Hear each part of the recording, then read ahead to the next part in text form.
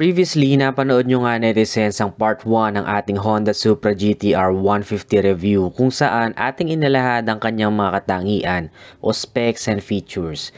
Ngayong araw, atin naman itong isabak sa kalsada at alamin ng aking honest take sa motor na ito. Madulas ba ang gulong?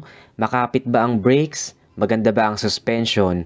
Malakas ba ang arangkada? Etc. This is Nel Adriano. Kung bago ka lang sa channel ko, don't forget to subscribe.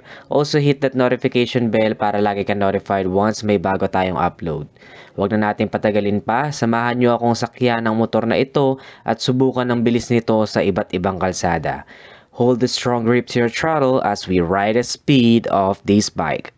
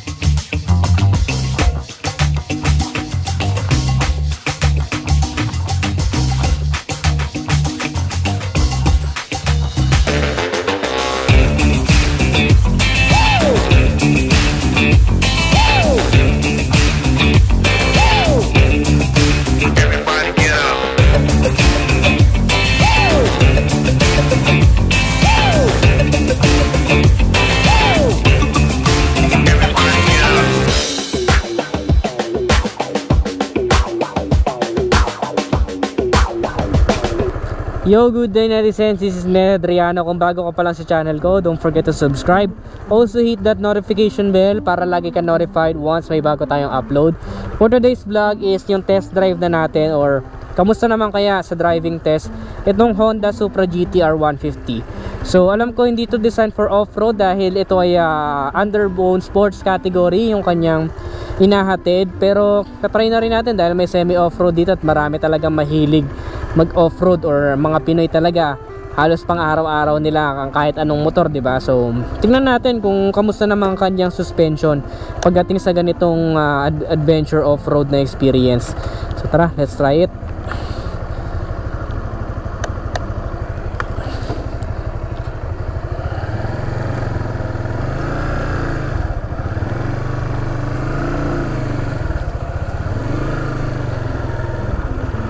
Bundok-bundok pala dito.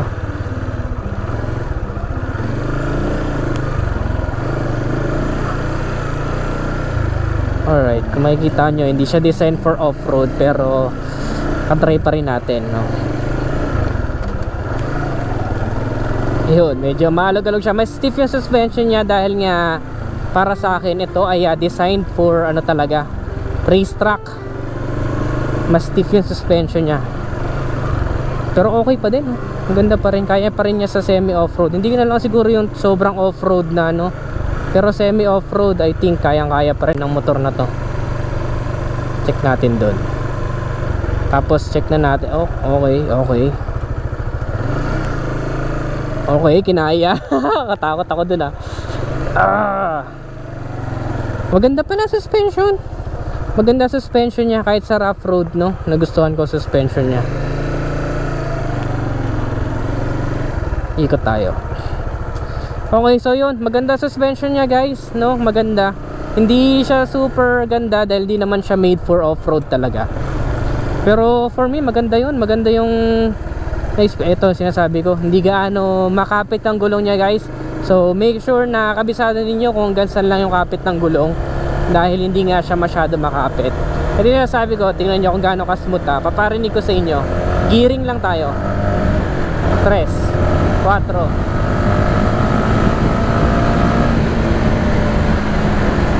Yun lang. Mamaya mapakita ko sa inyo. Pero masasabi ko, una sa lahat, kapag baguhan ka, galing to sa kasa, pa-adjust nyo yung clutch. Masyadong malalim yung clutch Kailangan soling-suli bago kumagat yung gear mo, bago ka umarangkada. Kailangan soling-suli. no? So mas advice ko sa beginner yung mas mababaw na gearing, para kahit kapiraso lang yung sinusoli mo, pag ganun ka lang, hindi ka masyado ma-stress sa clutching. Just for me pero may iba siguro na sanay sa mas malalim na clutch, but just for me, kung medyo newbie ka or sanay ka sa mas mababaw na clutch, no, may re-recommend ko na ipa-adjust ninyo yung clutch nya. Mabilis siya manghingi ng ng gear up. So kapag nagda-drive ka, hindi ka pwedeng magbabad sa uno, sa primera, kasi pag nagbabad ka sa primera, mararamdaman mo kakadyot-kadyot siya. Though kahit naman sa nyatang displacement ng motor ganoon, but ayun nga, binibigyan ko lang kayo ng proper expectations sa kung anong pwede nyo expect sa motor na to. Mahilig siya humingi ng mabilis siyang humingi ng gear up, kaya masusulit mo talaga yung 6 speed.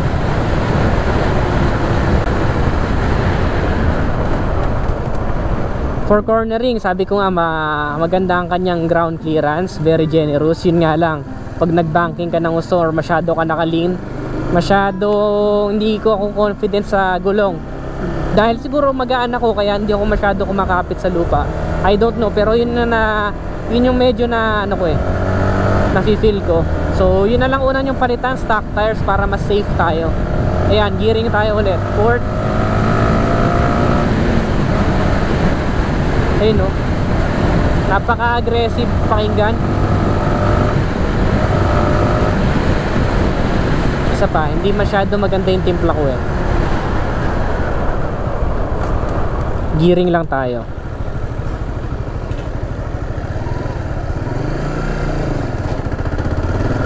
Ay, tres pala yun. Bawas.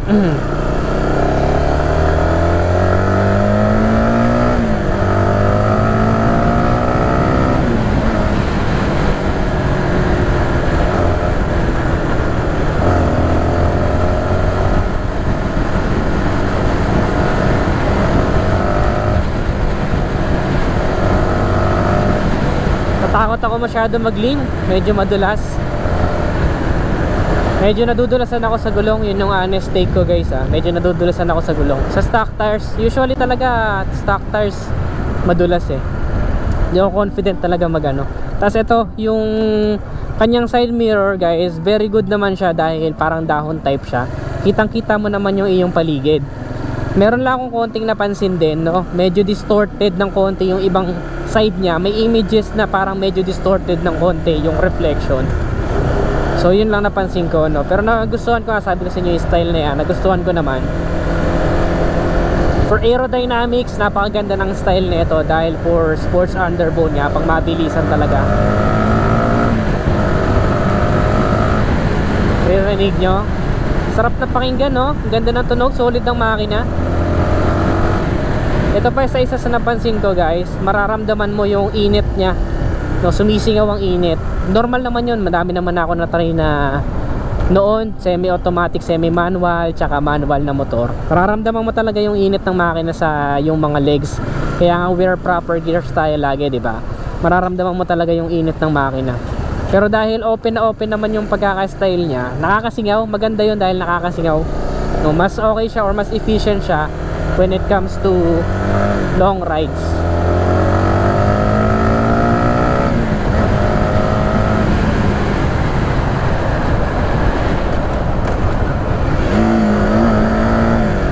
Engine brake. So kapag ka wala kang problema dahil may engine brake kapag ka manual, no, magagawa mo yun.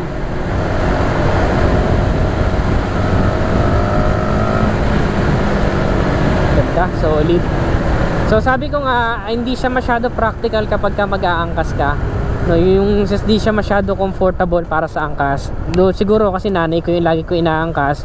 Kapag namamalengke kami, natatakot nanay ko dahil nga parang aggressive masyado ng motor. Natatakot siya sa arangkada. Tsaka kapag nagigiring ako, ramdam na ramdam mo ang bilis talaga ng motor. So natatakot siya. Tapos medyo pasubsob, so nakakapit talaga sa iyo ang angkas mo. Sabi ko nga, kung chick boy ka, babaero ka, gusto mo talaga nakaangkas sa'yo, gusto mo talaga nakayakap sa'yo ang angkas mo, perfect tong motor na to. And yung seat niya medyo hindi siya ganong kalambot, no, may katigasan. So pagdating sa long ride, it will make all the difference. Dun mo mararamdaman kung ano talaga yung handog niya. Yung meron kasi iba talaga sanay sa ganun eh. Mas gusto nila yung ganung motor. Pero ako, for me, gustuhan ko siya. As lagi naman akong single na rider, no, lagi na ako mag-isa, hindi man ako nag-aangkas masyado.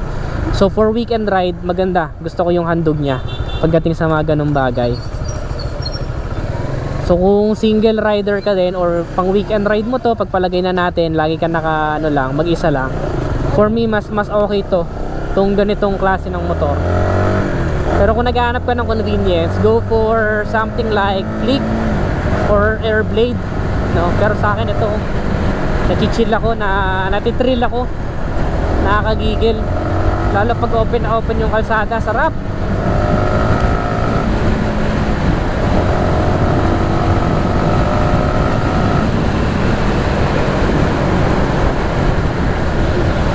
Naranasan ko na to i-6 gear, pero I don't think dito sa kalsada na to, hindi. So abangan nyo lang, mag-upload naman ako ng long rides para sa motor na to. So kamusta naman siya sa long rides?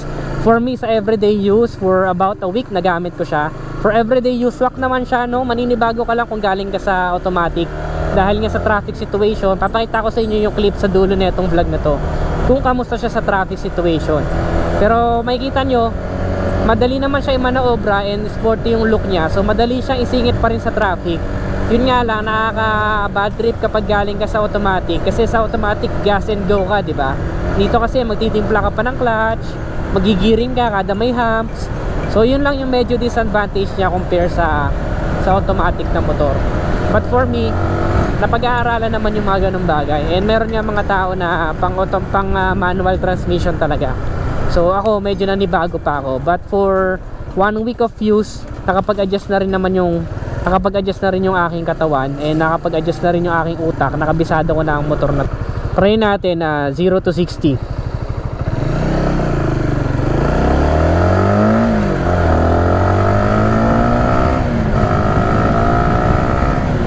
Bilis. Naulan na, guys. Okay, brake test.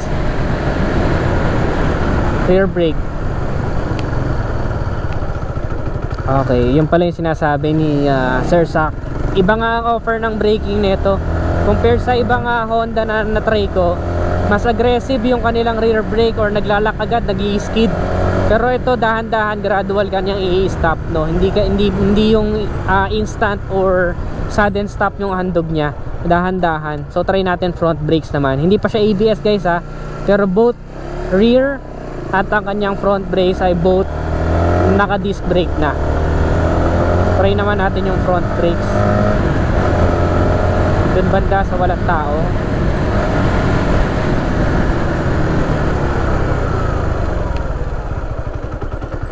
Okay, ganun din. Hindi kanya bigla-biglang ipepreno. Doon nakakatakot din, huwag nyo naman biglang pipihitin, no? Kasi baka naman mag-skid talaga kayo. Hindi pa nga ito ABS, no? Pero for now, sa handog niya na yon, kahit hindi pa siya ABS, reliable siya para sa akin. Game isa pa dito sa may paliko.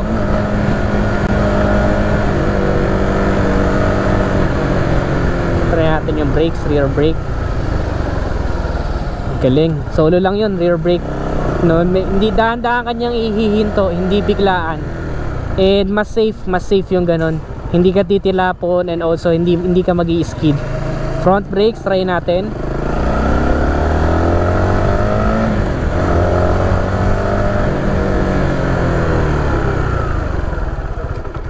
Okay, maganda rin, maganda. Dahan-dahan lang kayo sa brakes, ha, kasi kapag mayroon dito mga buhangin, baka sumemplang tayo. So always wear proper gears kapag maglo-long rides tayo. For now, ang galing sa akin pananggaling, tapos wala akong suot na jacket ngayon. Iniwan ko pala yung jacket ko, guys, dun sa pinag-reviewhan ko. Yung part 1, nandun kasi ako sa silong. Kita nyo kasi medyo ang banas nung panahon, paulan na pala, kaya hinubad ko lang. Hinubad ko lang yung jacket ko. Dito lang naman ako, but as you can see sa mga reviews ko naman, naka-jacket naman ako always. So yan, last loop. Tapos uwi na tayo.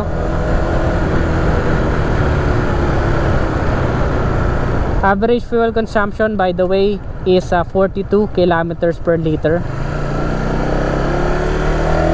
Ito pa pala isa sa pwede kayong malito magkahiwala yung kanyang, magkaiba yung position ng busina. Ito busina niya, sobrang lakas, tsaka ng signal lights nandito. So minsan malilito ka. Ako nalilito ako nung umpisa kapag ka nakapindot ka sa clutch mo tapos magsisignal ka, medyo hindi ko pa siya abot sa umpisa. No, nakakapanibago siya guys sa umpisa. So sanayin nyo na lang. Medyo awkward yung ano niya, placement, baliktad. Pero yung ibang buttons, abot na abot naman. Ganda, solid. Pakita ko yung performance niya sa long rides guys ha. But for now, tingnan nyo yung panel gauge niya guys. So, ayan yung RPM indicator. Very accurate, no? May fuel, ayan ang fuel niya. Gear 1, 2, 3, 4, 5, 6 gears.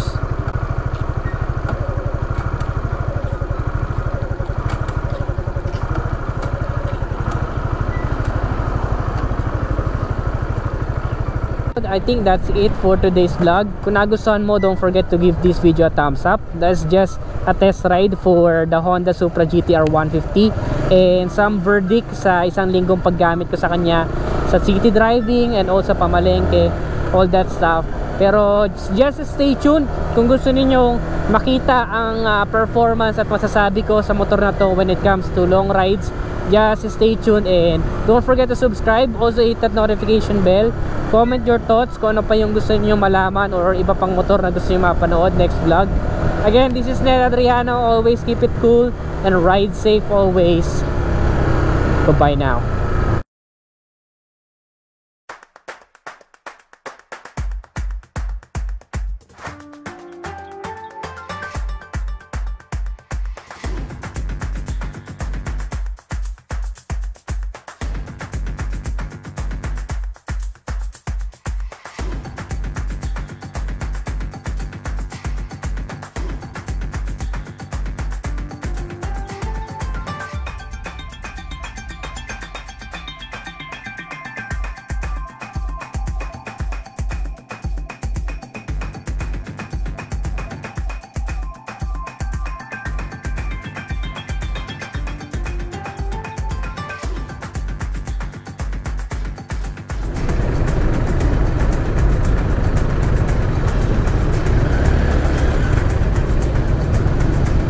Okay, traffic test.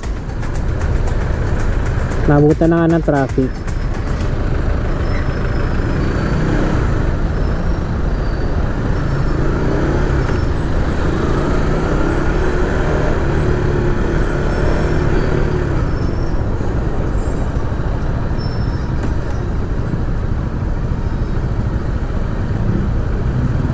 Subukan natin sa singitan.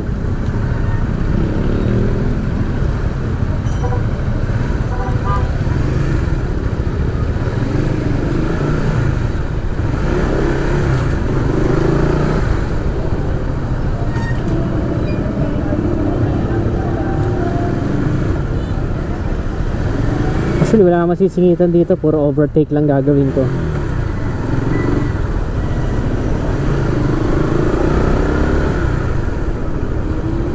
Delikado. Napakadelikado talaga ng umo-overtake sa kanan guys. Suicide yun, suicide. Kaya tansyahin nyo mabuti kung talagang pasok ba kapag ka ano kayo, overtake kayo sa kanan.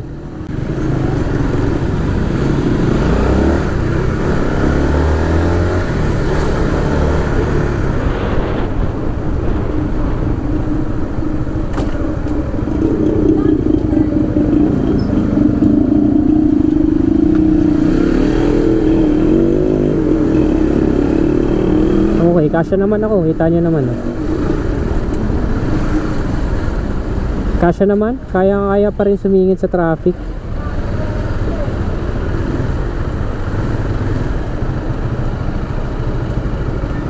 Well, not all.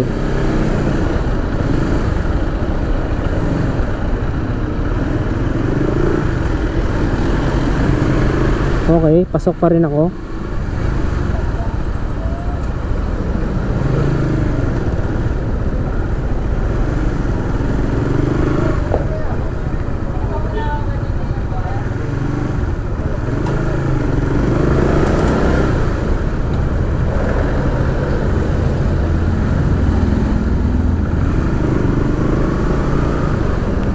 dito sa bibili.